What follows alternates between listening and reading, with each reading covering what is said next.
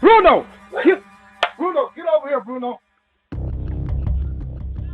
Bruno, get over here. Bruno.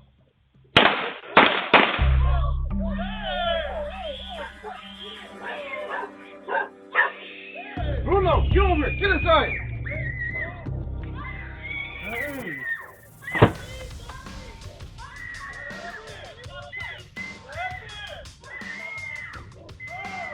Here's the problem. People like to think that because they have a gun, they have protection.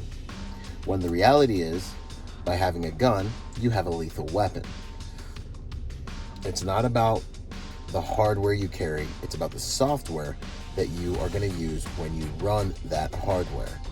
Having a firearm without getting proper training simply makes you more lethal. Power without purpose is a problem, okay? Any physical altercation or violent encounter you have when you have a firearm is a lethal encounter if you don't know how to implement and effectively protect that firearm. Lethal for you and or for the other person and or for anyone and everyone around. So stop focusing on having a firearm and start focusing on the software. Focus on the training you get to make it so that you can effectively implement that weapon. Byron Rodgers, protector by nature and by trade.